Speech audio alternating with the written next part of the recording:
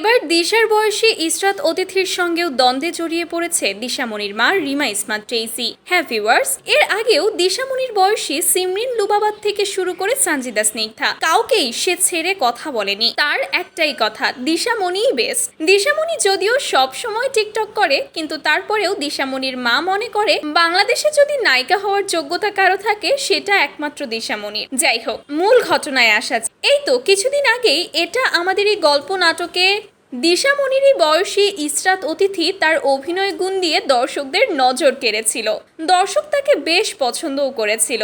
তাই তো দিশামণির মা তড়িঘড়ি করে তাকে দাওয়াত করে দিশামণির সঙ্গে দেখা করানোর জন্য। এরপর তারা একটা রেস্টুরেন্টে বসে একসাথে অসংখ্য ভিডিও বানায়। পরবর্তীতে সকলেই মন্তব্য করতে শুরু করে, একই ইসরাত অতিথি, তুমি দিশামণির সঙ্গে কেন ভিডিও বানাচ্ছ?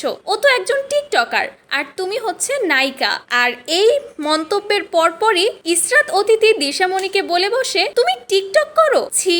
আর এটাই খারাপ লেগে যায় দিশামণির মায়ের। তারপর থেকেই ইসরাত অতিথির সাথে দিশামণির মা বা দিশামণির কারোরই সম্পর্ক তেমন একটা ভালো নয়। রিসেন্ট এক সিরিয়াল করা ভাইরাল হওয়া এক সাইকা দিশার সাথে নাচতে এসে তাকে টিকটকার বলেছিল। এখন নিজেই নিজের টিকটক অ্যাকাউন্টে 30টা টিকটক ভিডিও ছেড়েছে। এখন সেই ছি ছি কই গেল? হ্যাঁ দর্শক, ঠিক এভাবেই দিশামণির মা তাকে ধুয়ে দিয়েছে। তো ভিউয়ার্স, এই যে ইসরাত অতিথি দিশামণিকে এই ধরনের কথা বলেছে, এই বিষয়টিকে আপনারা কিভাবে দেখছেন? এবং দিশামণির মাও যে উচিত জবাবটা দিয়ে দিল, সেই বিষয়টিকে আপনারা কিভাবে দেখছেন কমেন্টে জানাতে ভুলবেন না। ধন্যবাদ।